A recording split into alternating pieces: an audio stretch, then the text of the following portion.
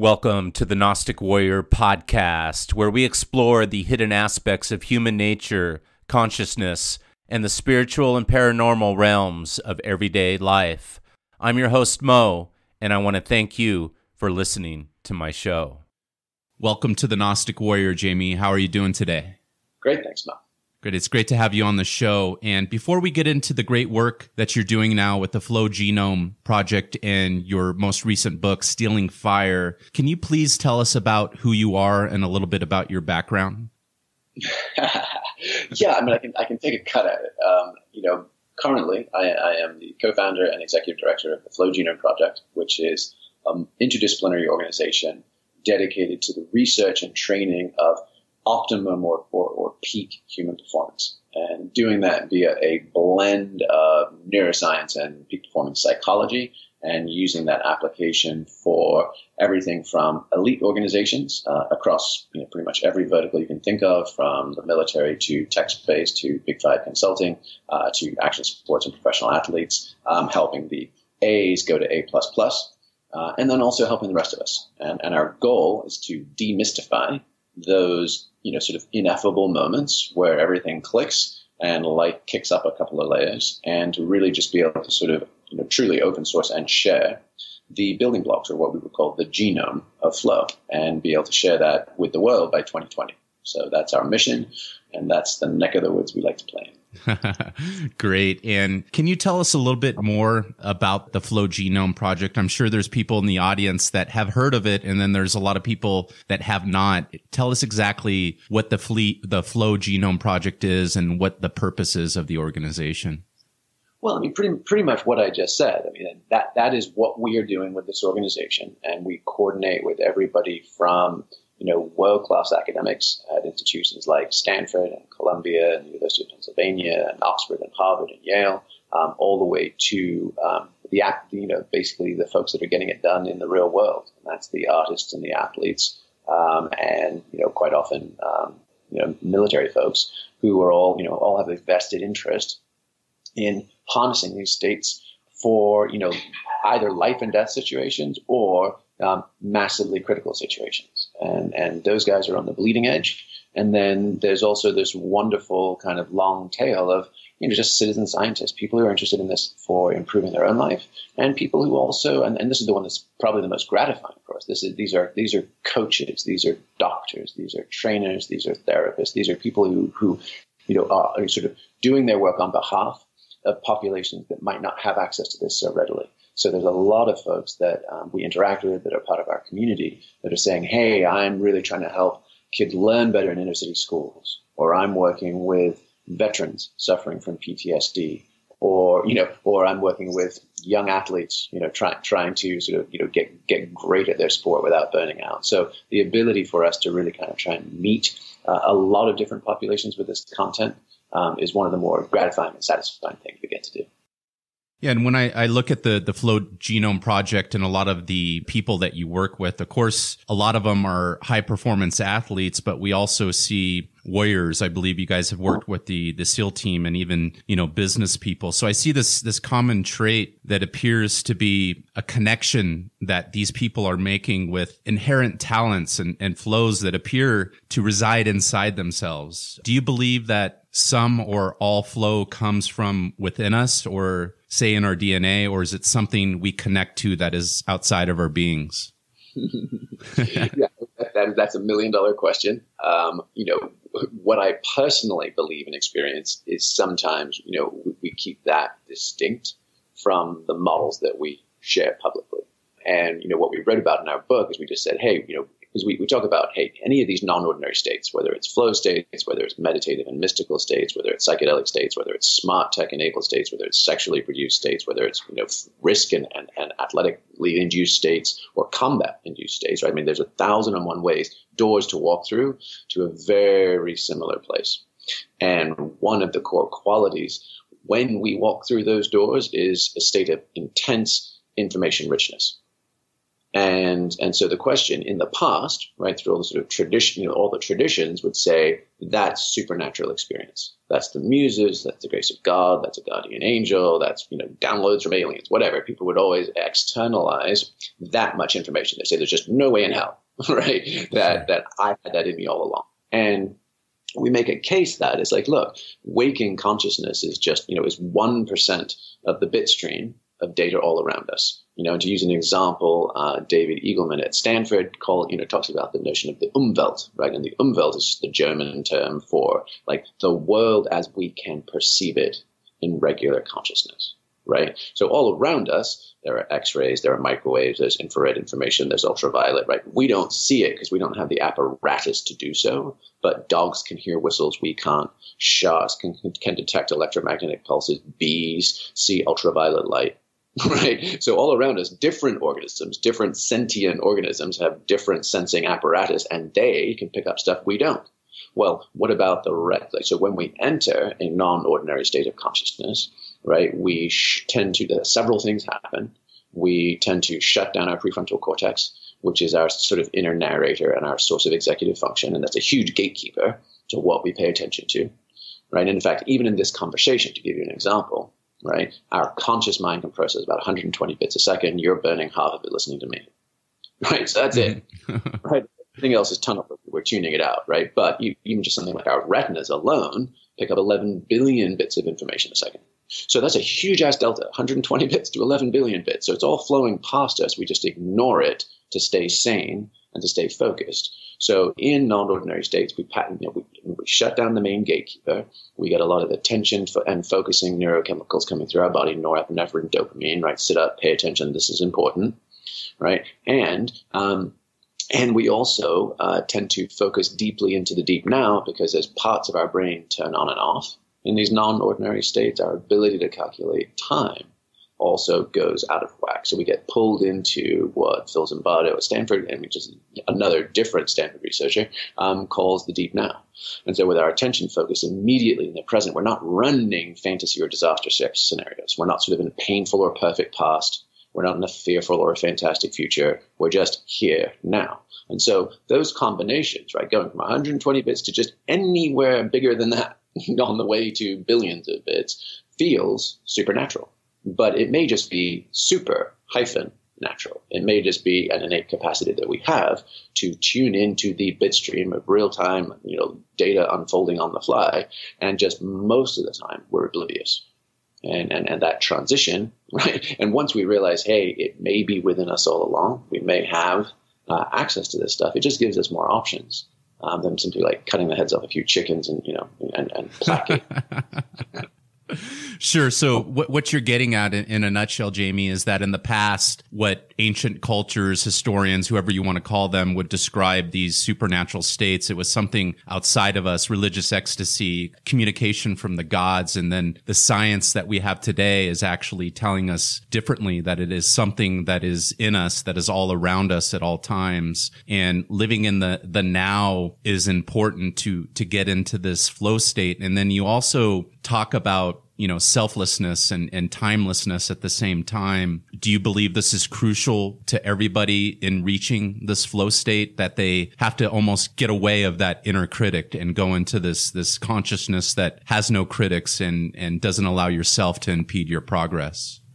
Yeah, those are almost sort of foundational qualities. So the idea of like, could I get into flow and still have an inner narrator chatting or chattering and still being distracted and not fully present, then I'm probably not in flow. You know what I mean? So it's less. It's more of a feature than a symptom, and those are the non-negotiables for sure.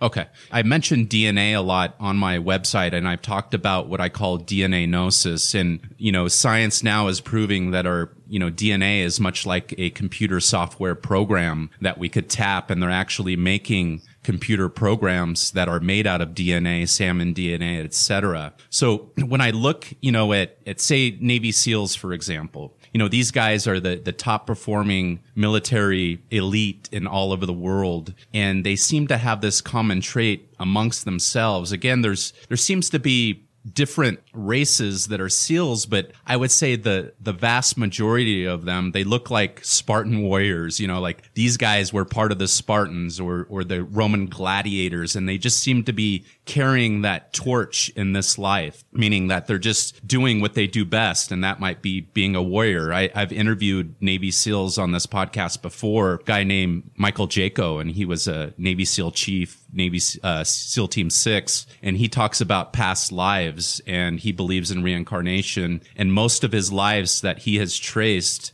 are to gladiators and emperors and big warriors and so forth. Do you believe that this DNA has a play in what people reach as far as flow states and their success, whether that's in sports, whether that's in the military and in the SEAL team, or in business, that it's something that's inside of them that they're tapping into?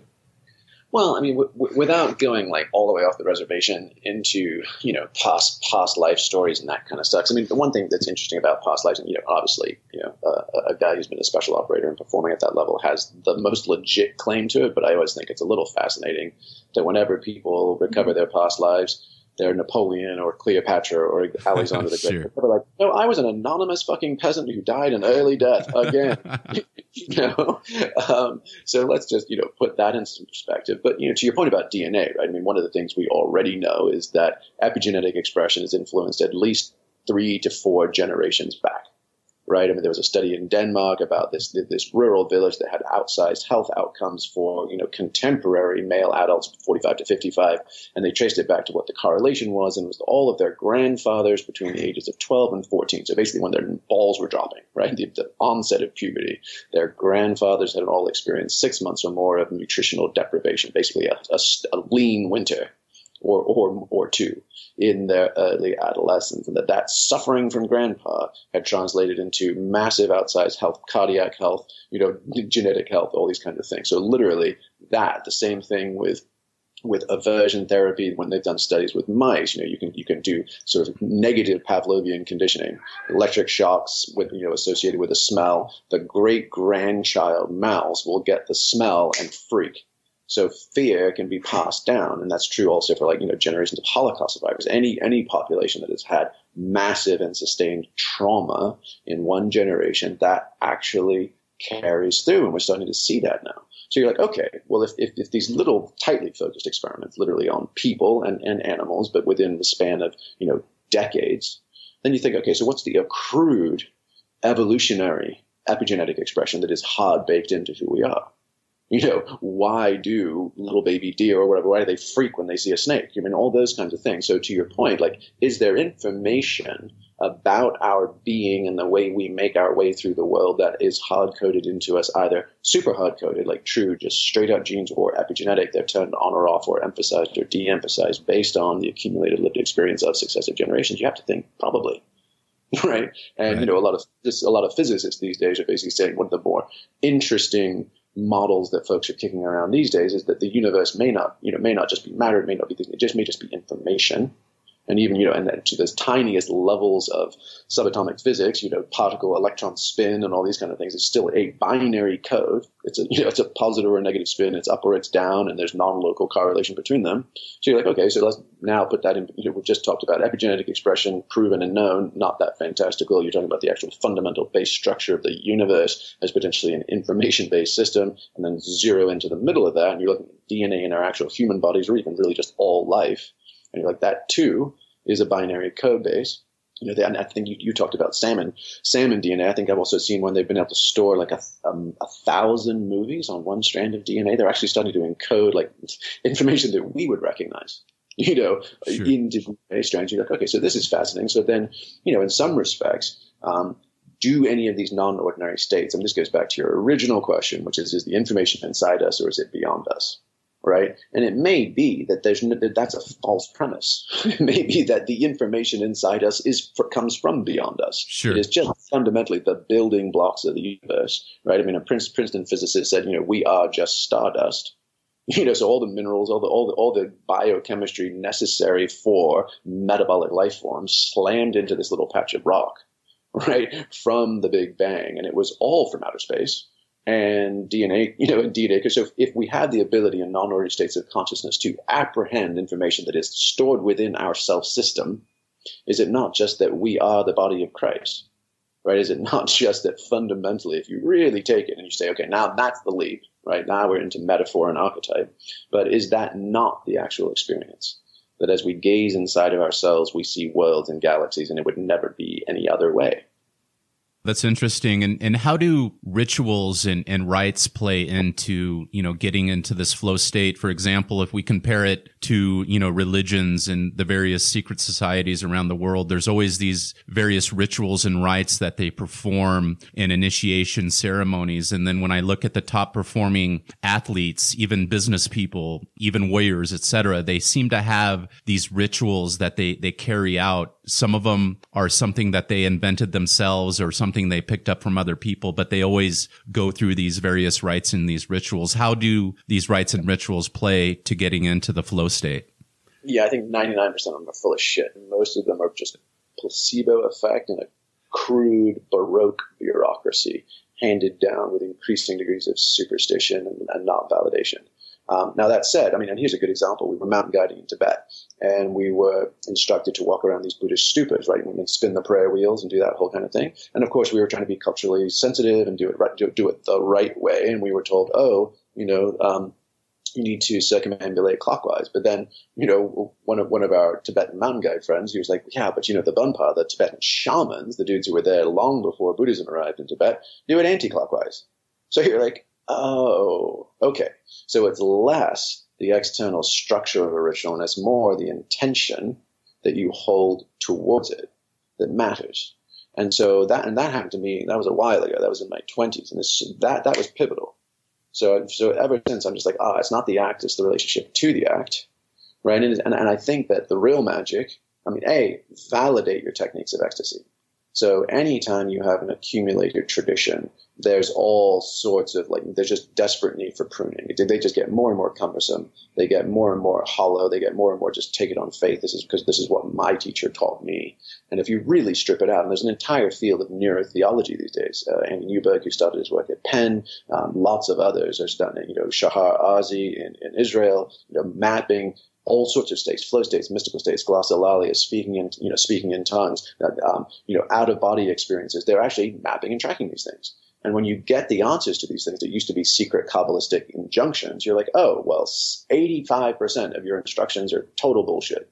But 15% actually work. If you move your head back and forth, you dislocate your eye tracking and perspective. And if you do it with repetition of words and chanting, right, and you can create an out-of-body experience. And in fact, that's 13th century Kabbalah. You create a doppelganger. Now you have this other alter ego you can talk to and use for divination, etc. Well, now they're putting that shit in VR because they're like, it was head movement and eye tracking and repetition of word sounds. And that's cool because that's the source code. But move your head to Mecca or bow your head and say this particular deity's name or whatever. Those things are cultural accretions on top of the mechanisms of action.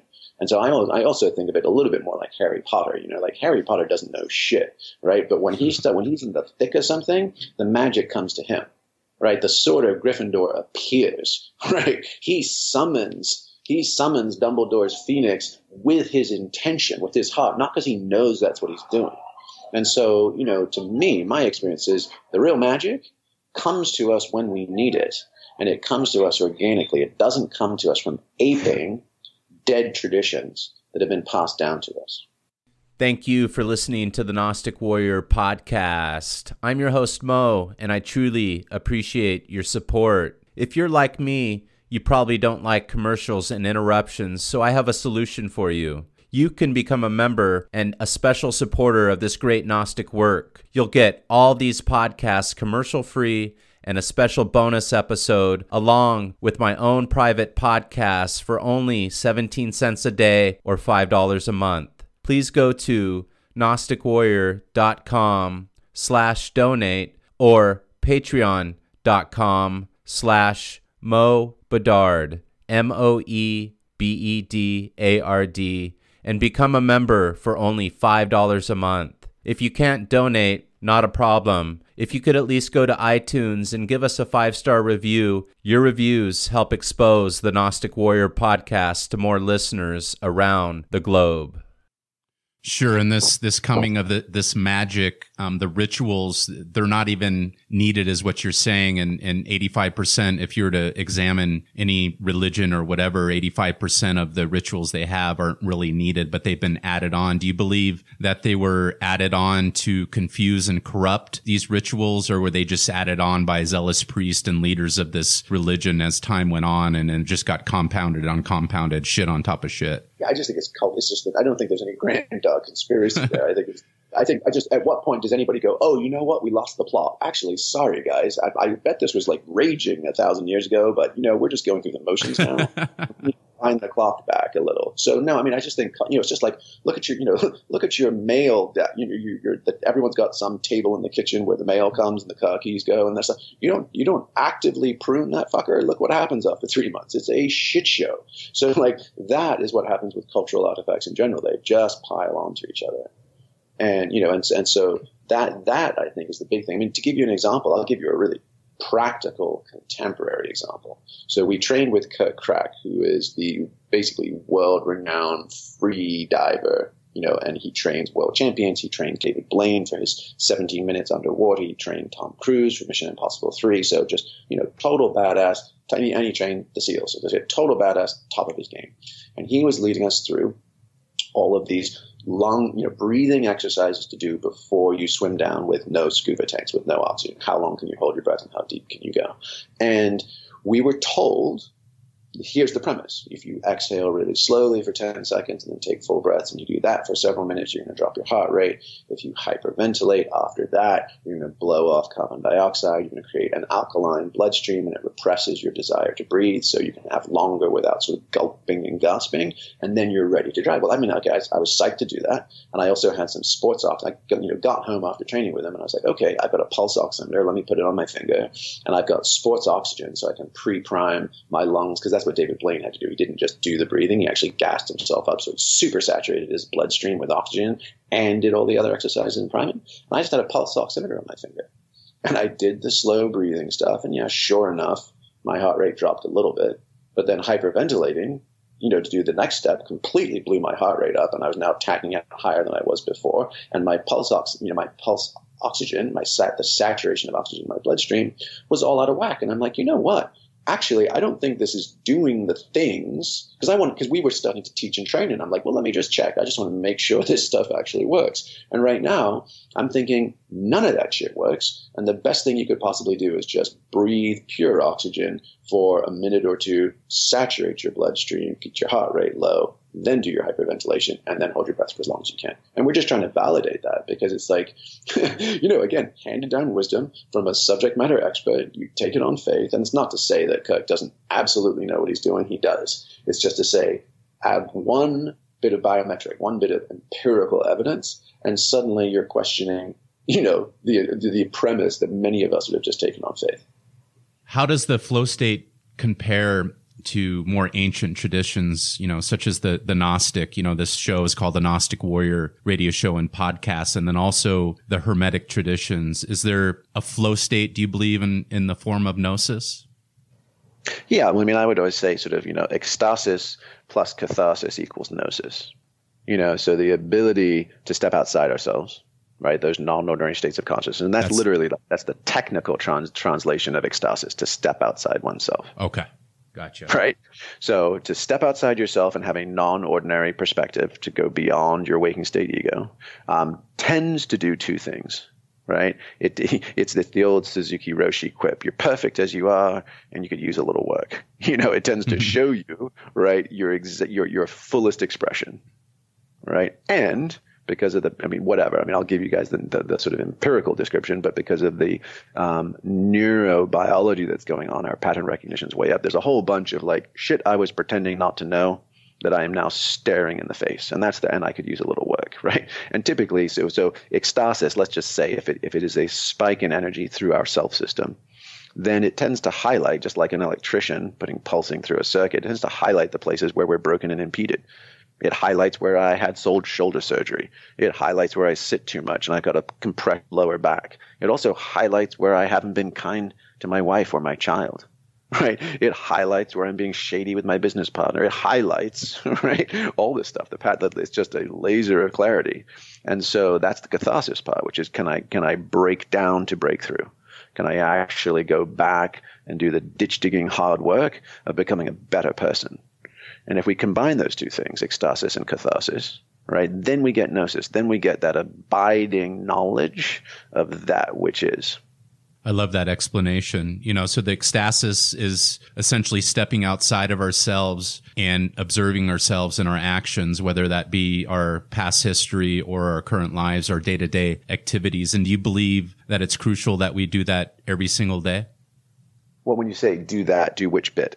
Just self-observation. Maybe, at the end of the day, some business people say, oh, you should write down what you did and what you did wrong and then, fix those, for the next day, et cetera. So like something we practice, like at the end of the day, observe ourselves, or is this something that is just part of us that we do all the time?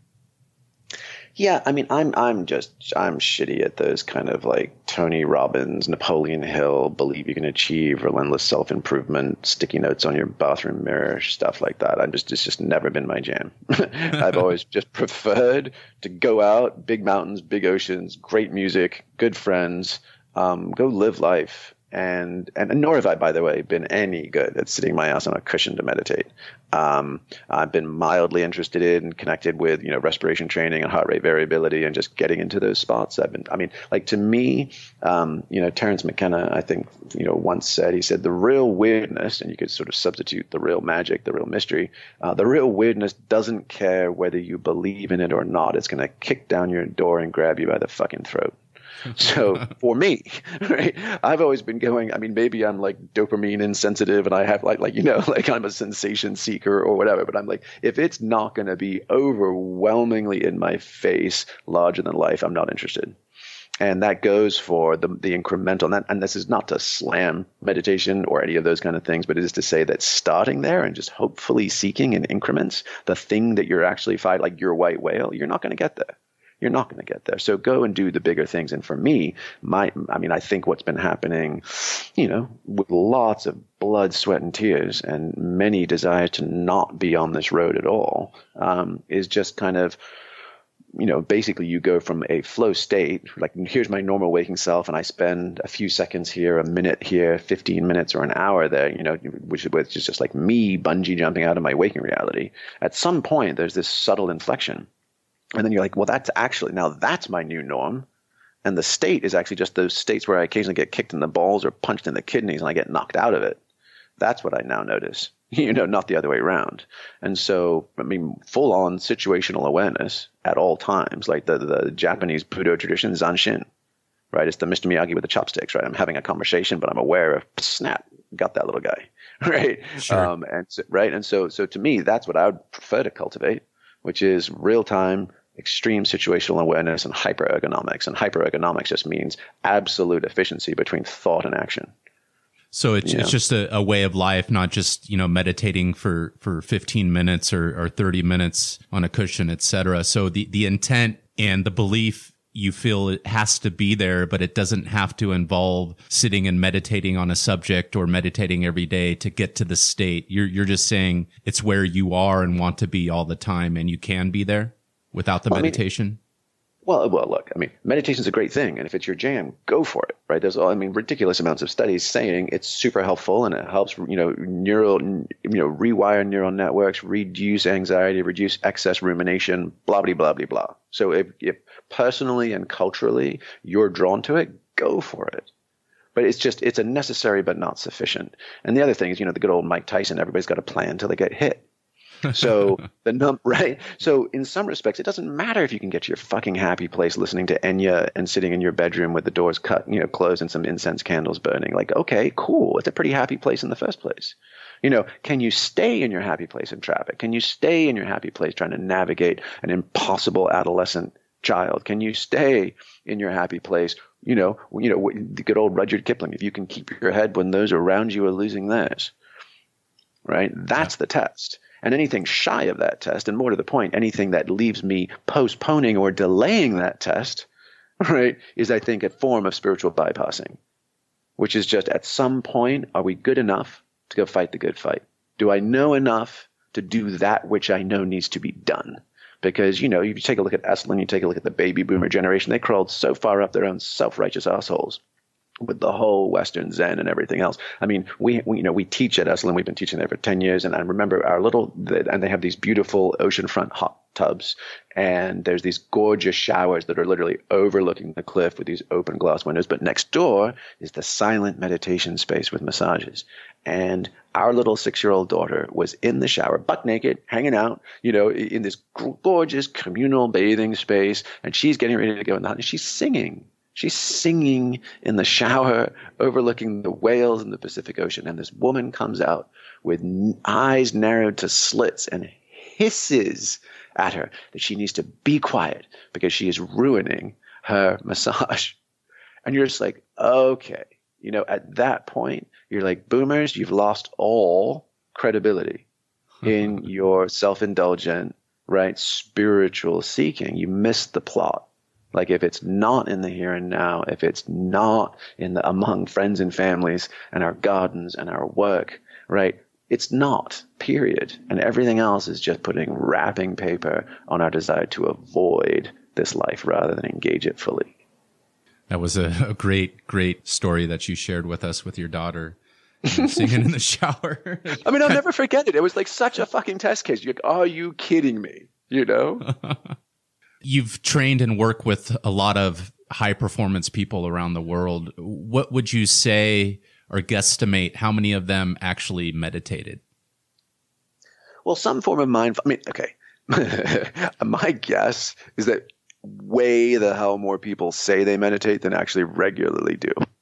I think if people have downloaded Headspace and they did it for a week, they're probably like, yeah, I meditate. Especially because the only time that question comes up is around all the benefits and how awesome it is and how everyone else is doing it. So my guess is that self-reporting is wildly skewed. Sure. But that said, it's clearly, I think what did we write about in our book? I think it was something like 35 million Americans now, name or claim to have a meditation practice. In the next year or two, we will crest the 50% mark on companies in the United States that are offering some form of mindfulness-based stress reduction, some form of meditative practice. And that's fine, right? That's awesome. An MBSR, for folks that don't know, that's the kind of stripped-down, detuned, secularized version of meditation, and that's what companies are using. But there's something insidious about it all. Right? Which is like, look, this isn't actually, the original technologies developed in Asia or even contemplative Western traditions, right, were designed to get you someplace else. They were designed explicitly to get you into a state of ecstasis past your waking consciousness. Ego, past your ego, past whatever. And then whatever you did next depended on the culture and the tradition. But like, what have we done now? We've neutered it, we've lobotomized it, and we've repackaged it as, hey there, happy little workers. We're willing to invest in this and create a little room and have a teacher come in every other Wednesday to help you do this. Not to help you achieve no self, not to help you achieve and disclose the inner mysteries of your being, to help you just be a little less fucking stressed and work a little longer and harder for us. How does that sound?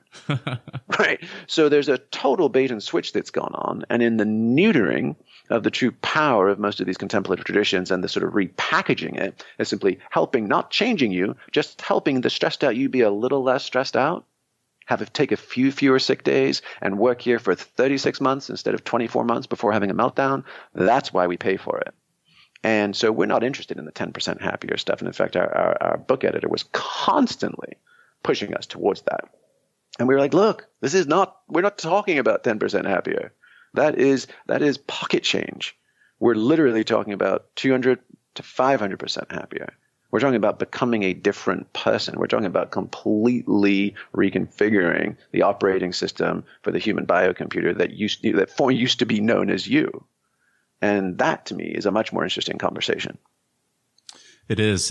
And I keep coming back to, this flow state, being in the now, being in the present, and being in yourself, and then also ecstasis. It just reminds me of being in the all. you're part of God. God is part of you. You're part of everything. And then some of my most unhappy moments in my life are when I'm worrying about the future, worrying about what's my business going to do, or things in the past that have happened to me, So being in this flow state, when I got there myself, it's been my happiest of times. And what can people do? A lot of us suffer from worrying about the past or the future. How can we get in the now more often and enjoy our daughter singing in the shower and those moments and not worry about all the bullshit around us?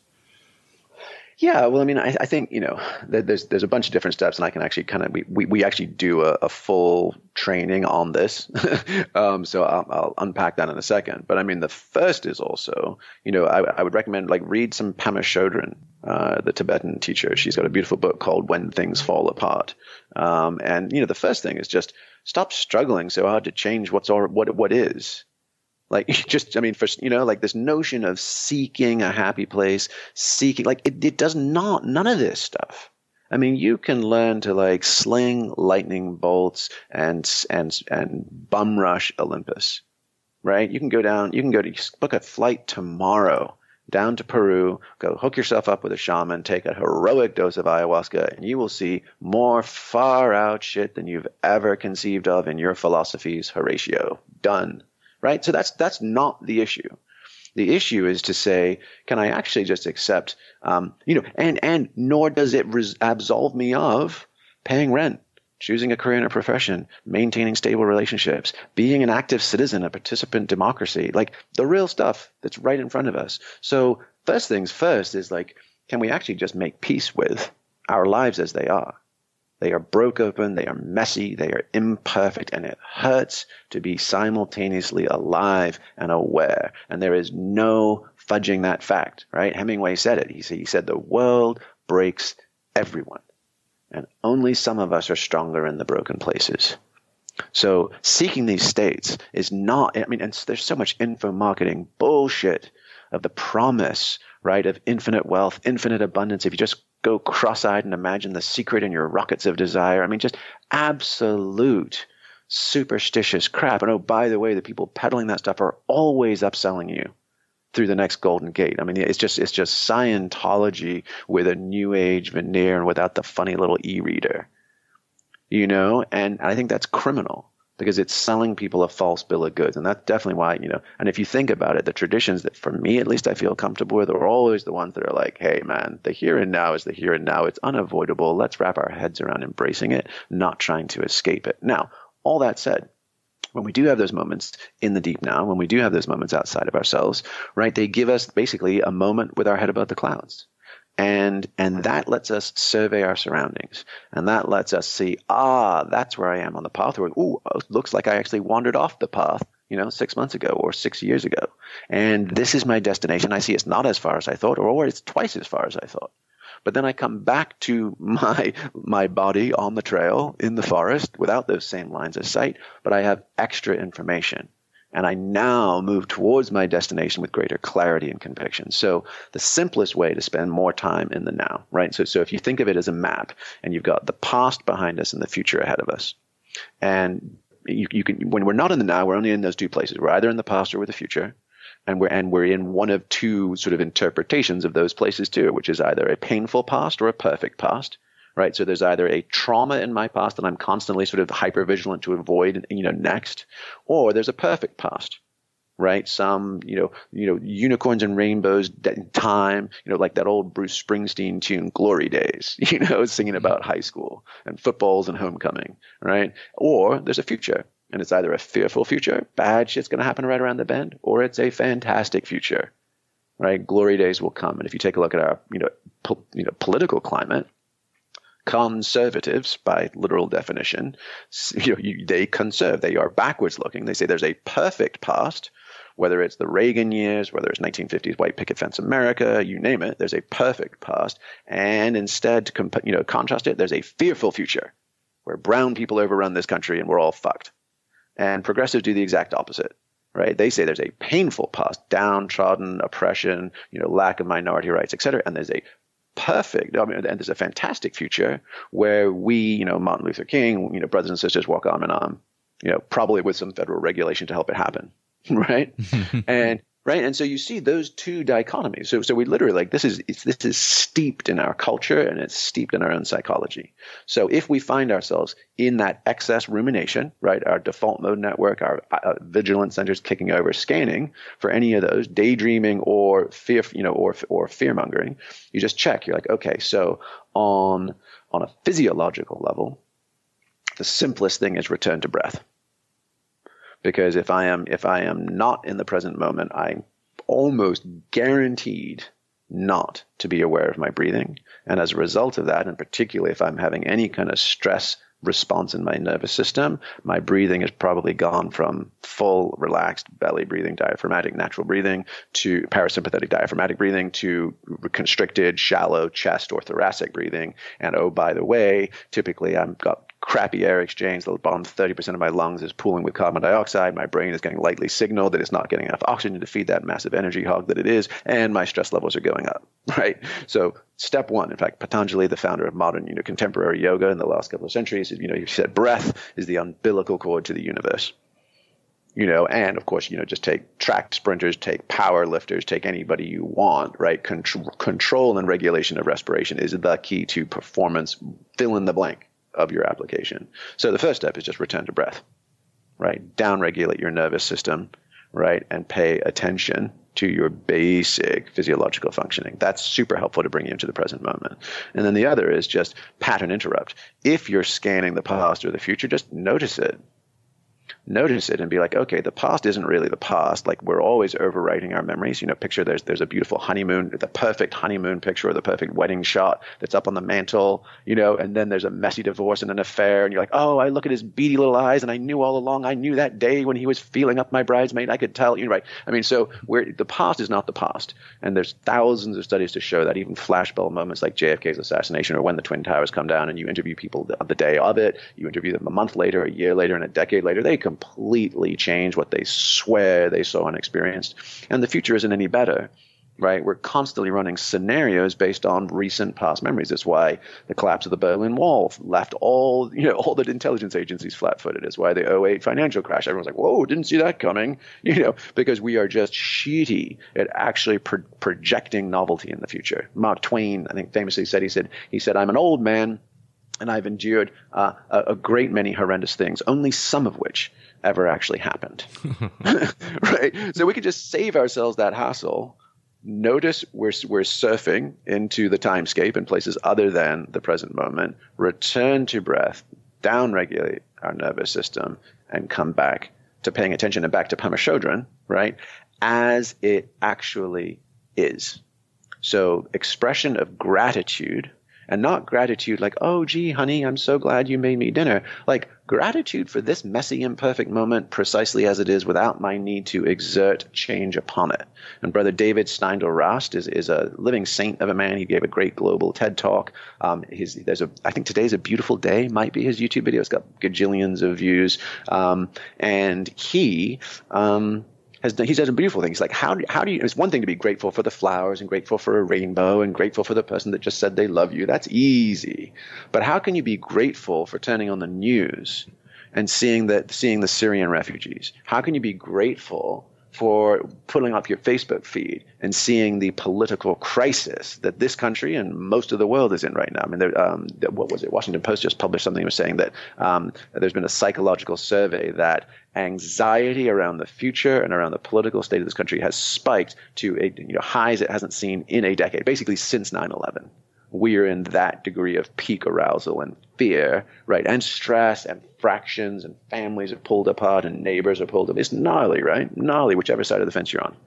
So the question is, how can I be grateful for that?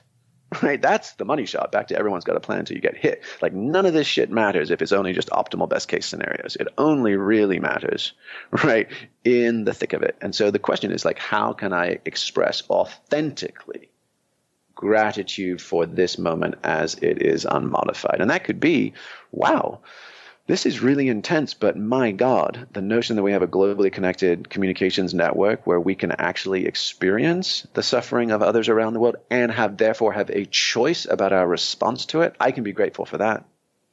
I mean, it's a bitter pill to swallow, but it can be like, I am now informed. It may be a burden, right? But in the past, I mean, Steven Pinker at Harvard, and there's so many good studies of like the world is getting better, right? All the metrics, despite, Trump's drumbeat, the world is actually getting better on a macro level as far as the number of people in poverty, literacy, infant mortality, like all the metrics and measures that you would assess broad scale human suffering. We're getting way better, way, way better.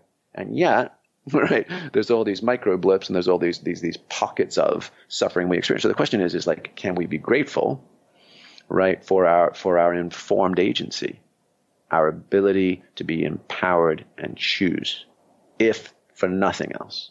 And those bring you back to the present as well. Byron Katie, right, the spiritual teacher, I mean, she had a funny quip. You can argue with reality, but you'll only be wrong 100% of the time. So let's just take that one off the table. Let's just be like, okay, it's reality. I'm just going to actually wrap my head around this instead of engaging in magical thinking or self-indulgent spiritual bypassing or, just pissing and moaning. Thank you for listening to the Gnostic Warrior podcast. I'm your host, Mo, and I truly appreciate your support. If you're like me, you probably don't like commercials and interruptions, so I have a solution for you. You can become a member and a special supporter of this great Gnostic work. You'll get all these podcasts commercial-free and a special bonus episode along with my own private podcasts for only 17 cents a day or $5 a month. Please go to gnosticwarrior.com/donate or patreon.com/MoBedard, MoEBEDARD, and become a member for only $5 a month. If you can't donate, not a problem. If you could at least go to iTunes and give us a 5-star review, your reviews help expose the Gnostic Warrior podcast to more listeners around the globe. Renting a house sucks. That's why owning a home is the American dream. The reality is that if you ever want to buy a home or refinance your current loan, you are going to need a mortgage. Many lenders make the whole process seem like rocket science. Not the Simple Mortgage Company. They make the whole mortgage process easy and simple, just like it should be. What is really cool about this company is that it is operated by a good friend of mine named Eric Sandstrom, and he has an awesome team of some really cool people. I have worked with Eric for the last 10 years, and I trust him and his team. I would never use anyone else. That is why if you need any type of mortgage, whether you're buying a home or refinancing your current mortgage, I recommend that you contact Eric and his team at 619-373-0973. Again, that number is 619-373-0973. Or you could visit them online at simplemortgagecompany.com. That's some great advice. And, all this stuff going on that you had mentioned just right now in our world and with politics and government, do you believe a lot of this is manufactured by the media and the powers that be to keep people on a low energy state, to have them in their emotions and to keep them living in fear so they're not all powerful, all knowing flow state citizens in their kingdoms, etc.? Well, so just who's the bad guy in the story? This would be the rulers, let's say the government or, whoever's ruling over us. We have people all around the world and they have different governments ruling over them. And here, in America, for example, 2 years ago, they repealed the propaganda law, meaning that it's perfectly legal for the government to lie and issue, media, et cetera, through the media that lies to us. And so my question is, do you believe a lot of this dissent and things happening in the world is manufactured, made up by these governments or these powers that be to keep their citizens in checks, to keep them in lower energy levels of fear and so forth because they know the science? And so I've followed all of that except for the question of manufactured dissent. Were you meaning that this is that the people who are like the Women's March and stuff like that is not actually authentic grassroots? Or are you just saying that they're actually just plucking the strings to keep people chaotic and distracted? Exactly. Meaning it's manufactured and then people are reacting. They're not using ecstasis. They're not using the flow state. They're just reacting on this outside information that kind of controls them. Yeah.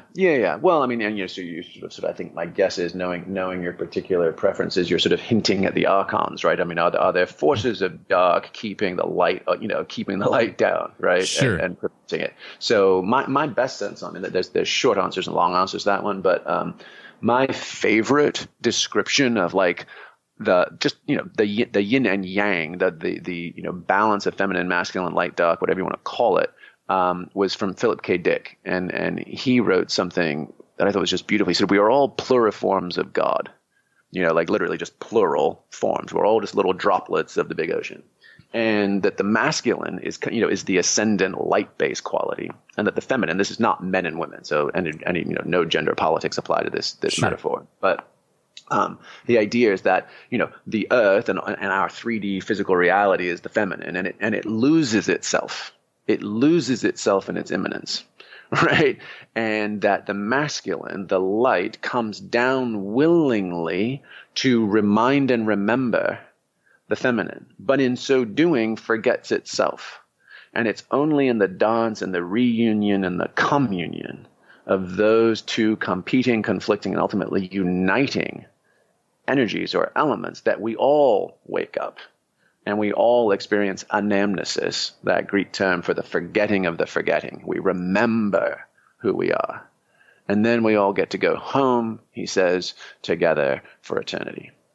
And so if that's the metagame, maybe, right? I just happen to kind of like the dance of it, then what are we looking at these days? And, the idea is that, is there literally a bunch of, dudes in a dark room twizzling their mustaches, the Zionist bankers or the Illuminati or even just the fucking alt-right and Steve Bannon, for Christ's sake.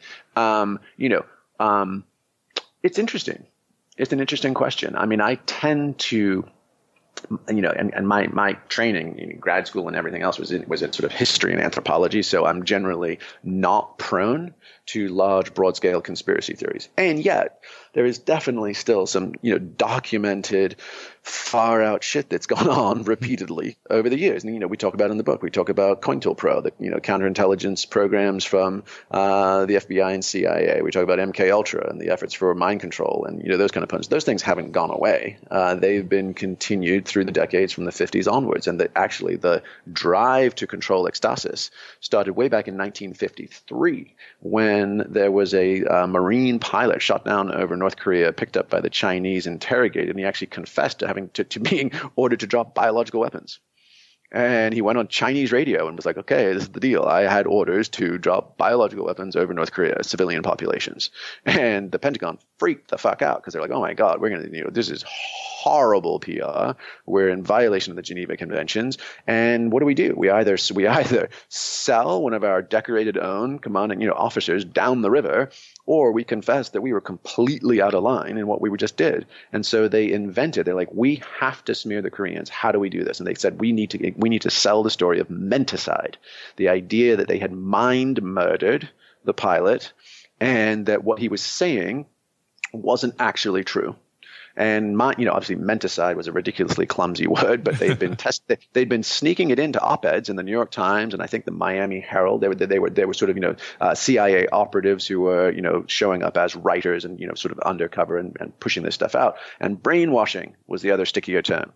So they literally created the notion of brainwashing to cover up their own biological weapons program. But then the funny thing is about it, and it was perfect, right? Because then you can say, oh, we uphold him as a decorated officer and a prisoner of war and patriotism and blah, blah, blah. But what's coming out of his mouth is not him anymore.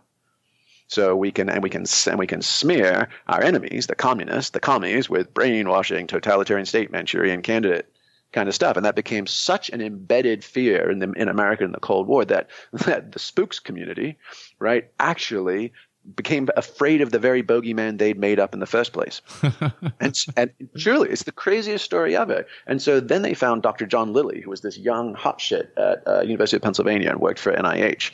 And he had invented these crazy, super tiny electrodes you could tap into your skull, or stainless steel sleeves you could tap into your skull and then insert gossamer thin wire electrodes, and you can put it into any depth of the brain from the prefrontal cortex all the way down to the amygdala, like primitive, like brainstem fight or flight level shit.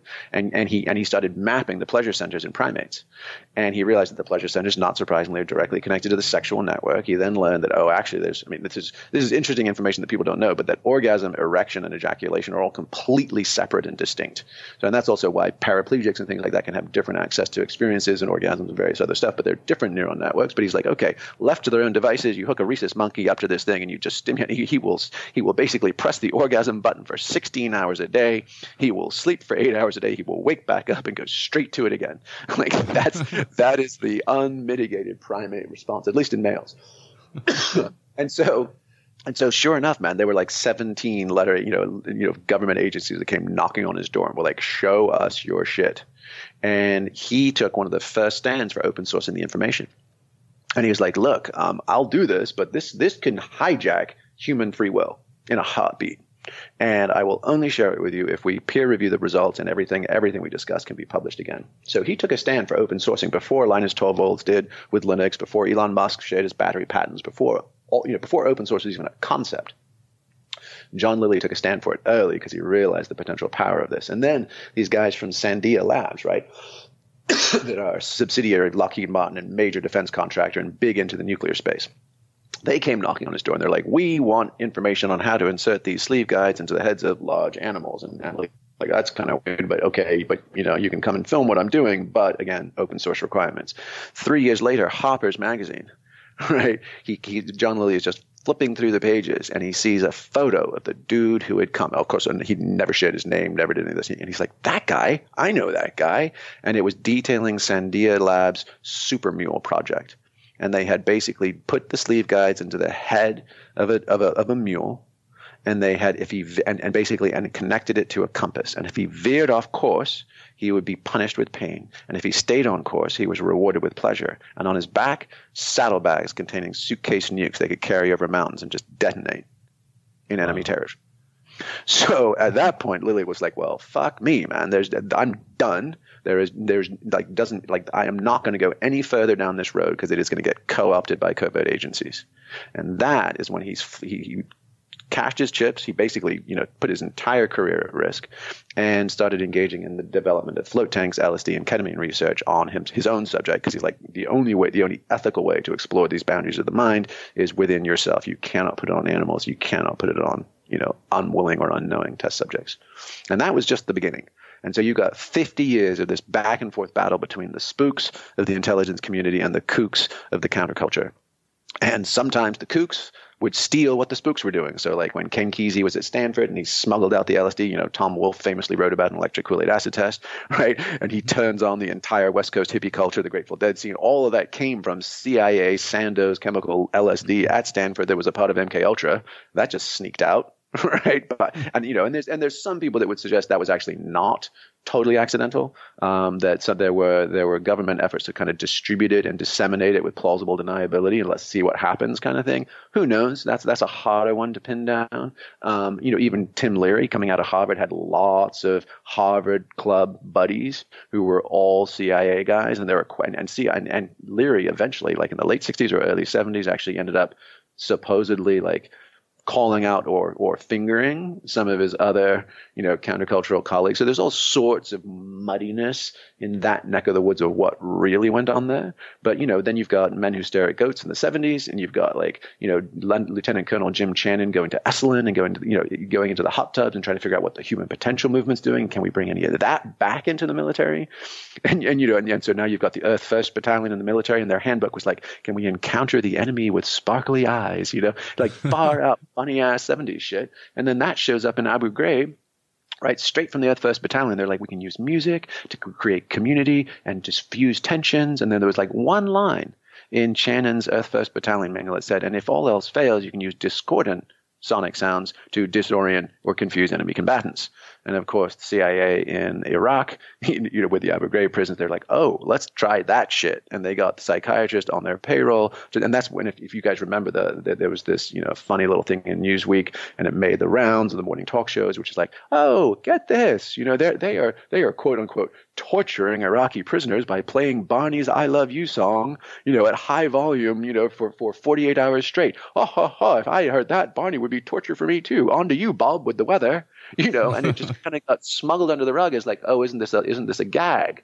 And it was like, no, actually, it was psyops, psychological warfare pulled from what was originally intended to bring love, light, peace, and harmony into the military, and then co-opted and perverted again. All the way to today, where you've got the Pentagon showing up at Burning Man, having their own camp at Burning Man called Camp Plyagon, and they're responsible for setting up the infrastructure, the Wi-Fi, the communications networks. And back in Hurricane Katrina, which was what, 04, 05, that was the same week as Burning Man, and they've got the chops. They've got these like super rugged, military spec laptops. They hack into a spy satellite, redirect the spy satellite to go look at the levee first breaking in New Orleans, and then mobilize a bunch of people, burners, to go down there, called Burners Without Borders, modeled on Doctors Without Borders, to go down there and actually fix and help. So, and the FBI has been running, covert intelligence on Burning Man because they're like, okay, there's some rad, crazy shit going on here. What is it? And, Freedom of Information documents revealed they've been studying it nominally to protect the place from Islamic terrorism. And you're like, really? And, honestly, actually, like that would be like you would knock out most of Silicon Valley. You would knock out Goldman Sachs. You would knock out World Economic Forum. There's more movers and shakers that gather in that desert during that week than actually any other gathering probably on the planet at one time. But the idea that's what the FBI was doing, nah, it wasn't. That was much more COINTELPRO. That was like Students for Democratic Society, Black Panthers, the civil rights movement, like infiltrate, tons of undercover agents, millions of dollars of spy gear and surveillance gear, infrared cameras, like full military spec hardware, and over half a dozen federal agencies, all zeroing in on that spot to be like, what the fuck is going on? And it's just like Close Encounters of the Third Kind. It's like the government's built this giant fence around the UFO, but they just don't know what the hell's inside. And that's kind of where we are these days. So like the misto is out of the bag. And access to it is more broadly distributed than ever. And there is absolutely, forget the Illuminati and forget, the Order of the Golden Dawn or any of these esoteric societies. There's just the global network of tech nomadic glitterati that cycle through the Burning Man experience these days and have access to money, power, communications platforms, capital markets, right? And they're doing it for good. And so the idea that if there's a secret brotherhood that I'd put my chips on, it would be highly networked, open-hearted burners who have all had an initiatory experience of collective gnosis or ecstasis on the playa, the name for the place where Burning Man takes place, and are going back to seed culture with a little bit more heart and soul than business as usual. Wow, Jamie, that's some of the most hardcore conspiracy reality stuff that I've heard in a while. And I've had some pretty hardcore guys on the show. So thank you for dropping those truth bombs for the audience out there. And just to be clear, there's not one lick of that is conspiratorial. It's all documented in blue chip resources. There's not a thing that just came out of my mouth that A, isn't in our book and carefully researched and considered, and B, isn't available. Like we've got 15,000 words of endnotes and citations. Wow. And this is not Graham Hancock level pseudo history bullshit. This is legit blue chip academic analysis and official documents. Right? And no interpretation, by the way. Like there was no, and I'm not connecting dots that aren't there, and I'm not making leaps of faith or logic to then get to some super sexy conclusion I always thought all along. It's just to say there has been this back and forth battle. It's messy. It's really curious, and it seems to be going on indefinitely. And it's this dialectic between, historically the priests and the Prometheans. Right, the fire stealers and the priest class looking to keep it on lock. And these days, they, in the 20th and 21st century, they traded in their black robes for shiny black suits. And that's the only mutation that we've been seeing. Wow, that sounds like a book in itself. And let's finish off with a couple more questions that relate to what you were just talking about. And what's the distinction between the dopamine rushes found in flow states with drug highs and altered states of consciousness? So can someone use drugs or alcohol to reach this flow state? And do you recommend that? Well, ethanol, the active compound in alcohol sucks ass. I mean, it's just the worst compound ever. In fact, Dr. David Nutt, the English commissioner on drug harms, who ended up getting fired because he actually he researched and published, it got published in The Lancet, the most respected medical journal in the world. He ranked top 20 drugs and drug harms, and alcohol was number 1, beat heroin. Right, and marijuana was number 6 or number 8. Tobacco, maybe tobacco was number 6. Marijuana was number 8, and like psychedelics, MDMA was 16th or 17th, and LSD and psilocybin were like 18th and 20th. So the stack rank is actually of true drug harms, and this was personal harms, medical, psychological, social, downstream costs, law enforcement. It was a really considered and comprehensive analysis, and so. No, I would not say alcohol does shit for you, because the moment it gets interesting after 2 to 3 drinks for most people, most males, at least body weight wise, it's a depressant, and it's a sloppy depressant. So you're ataxic, you lose muscle coordination and control, and you are mildly poisoning yourself. That's the intoxication that you experience from alcohol. And if you can persist in it long enough on a daily basis, you will prove that out. You will end up with sclerosis. You will end up dying of that accumulated poisoning. So you're just lightly poisoning yourself. And so it doesn't tend to disclose much access to the information layer that we were talking about, the information richness present in ecstasis. It just tends to numb and dumb you down and make you sloppy and sick. So all that said, it's culturally enshrined, raising a glass, enjoying a good glass of wine, all those things are fine and beautiful, and I'm always happy to participate. But as far as a technique of ecstasy, it's fucking bottom of the barrel. But now other substances, so specifically in pathogens and psychedelics, in the current psychedelic renaissance of sanctioned research, actually getting into this stuff. Robin Carhart-Harris at Imperial College in London has been doing fMRI brain scans and putting people, and giving people LSD to study the nature of mind, and not to study what does LSD do, to say, hey, we got this really expensive piece of equipment. By the time you cram someone in there, it's very hard to create state shifts on demand. So if we introduce pharmacological priming, we can get people to predictable and interesting states to measure and then learn. And what he's been learning is, hey, the notion of selfhood is a network in our brains. And if you knock out even 1 or 2 of them, kind of like those Star Wars, X-Wing fighters coming in and shooting out some of the energy grids for the shield, right? The shield drops, and we lose our sense of self. That's interesting. It also creates far-flung interconnectivity between otherwise, areas of our brains that don't normally talk to each other. So you literally get a true sort of mind-expanding experience, and you create new neural networks via the serotonergic system. So it primes and prompts serotonin interaction with our serotonin receptors, and that starts neurotransmitter-wise linking together and firing up cross-pollination and connections. So those are possible. Right, and even Brother David, that Steindl Rast, that I mentioned, the Vatican emissary, interfaith ambassador, back in the late 80s, he worked with Dr. Rick Doblin, who's the founder of MAPS, the Multidisciplinary Association for Psychedelic Studies. So back when MDMA was legal, so there was no stigma, Brother David rolled his ass off and hooked up a bunch of Carmelite monks in Big Sur, and they all rolled. They all took pharmaceutical grade MDMA, the old fashioned good stuff, and they all experienced massive boosts to their prayerful practice, greater access to Christ consciousness and open heartedness, and generally loved it. So if you think of it as a booster rocket, if you think of it as an accelerant, if you think of it as training wheels, if you think of it as any number of those things, fine. There's plenty of caveats and cautions, some of which are legit and valid, and some of which are, culturally accrued hype. And the question is, don't die wondering. If you're looking to accelerate your development, having an incontrovertible glimpse of that which you seek is massively helpful for informing your day-to-day practices. And in this day and age, it doesn't really matter. It could be smart tech. It could be transcranial magnetic stimulation. It could be running an ultramarathon. It could be a trip to Peru. It could be, it doesn't just go do stuff. There's abundant avenues and access. The only variables is how long does it take for me to get good at? How much information from it do I glean and can I integrate into my life? Divided by how risky is it? If I can lose my life or my mind, pay attention. That's some great advice. That list you had talked about the various studies on the substances, with alcohol being the worst. What was it called again, or the author of it?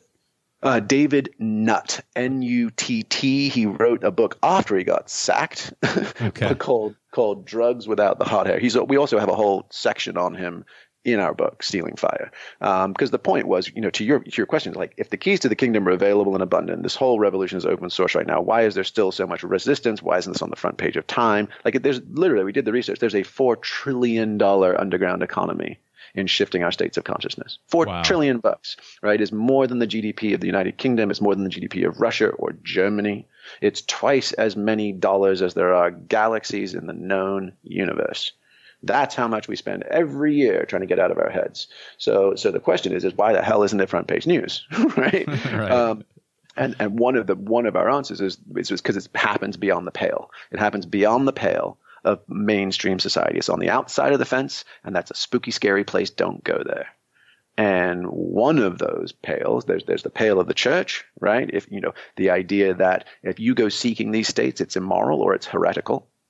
Right? I mean, our founder clearly got to those states. That's how we had a religion in the first place. But anybody who tries to repeat that experiment is burned at the stake. Yep. Right? And then there's the pale of the body, which is like the skin bag bias. Like meditators, especially like pious yogis, will get all up in your business about that. They're like, oh, no, I meditate. I do yoga. And you're like, oh, shut the fuck up. There's no difference between how we shift our states. If the idea that like what happens inside my body is true and trustworthy, but anything I do from outside my body is suspicious or cheating is a crypto-puritanical excuse for not actually showing up and doing the work. And an attachment to my own preferred path, right? It's spiritual materialism, Chogyam Trungpa 101. And then the final one is obviously states with the pale of the state, which is what David Nutt ran up against. He did his research. There was actually the research he was tasked to do. He was the minister of drug harms. He was supposed to go figure out which drugs were most harmful. And he did it. And they're like, oh, no, you're fired, man. This is completely irresponsible shit. So we have state-sanctioned states of consciousness. Coffee, right? The smoke break. The coffee break and the happy hour are culturally sanctioned and frequently endorsed because we need, right, in a free market economy, we need alert employees that stay focused and work as hard as possible for as long as possible. And if we jack them with nicotine and caffeine all day long, they're going to need to decompress with a depressant, the happy hour, and maybe the boss will even pick up the tab. What do you say, guys? Right? So never mind the evidence. Never mind the social harms. It reinforces state-sanctioned states of consciousness. Therefore, we push it all forward. You've got ADD, you've got Ritalin, right? I mean, Ritalin is enthusiastically dispensed to children as young as 4 by white-coated suburban doctors, and the mommies get their prescription and pack their little kid in the car seat in the back of their Volvo SUV, and off they go happy as clams. It is one molecule off crystal meth. Once it breaks down in the system, crystal meth and Ritalin are exactly the same amphetamine salt. And the million people that have been tweaking are Breaking Bad, and the 4 million U.S. children that are on Ritalin are buckling down to get into the Ivies. It's absurd. It is absurd. It is, Jamie. And if you could, I know we just have a few more minutes here. Do you want to plug your book, Stealing Fire, and let the audience know about it and where they could find it? And what are some of your goals with the new release? Yeah, well, I mean, the simplest is an open source Promethean revolution. So the idea is that the key to our cage, the key to getting outside our neurotic, obsessed, stressed out, tired, wired selves, the key to that cage is also the key to the kingdom. And that at this point in time, we are sitting at a crossroads of a revolution that has never been accessible to so many people before. And this book is the handbook for that revolution.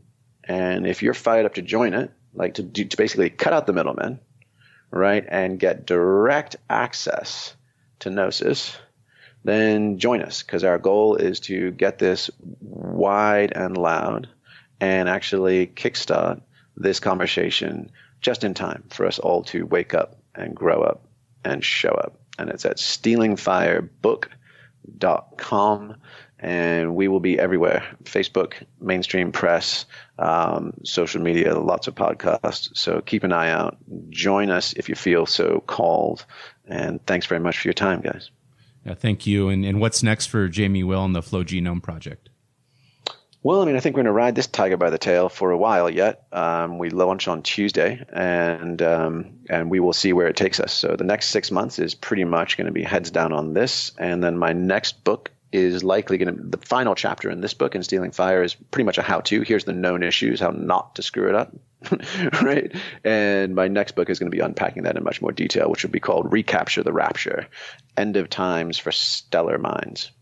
Awesome. Jamie, it's been a great pleasure speaking with you today. I thank you for your time and for coming on the Gnostic Warrior.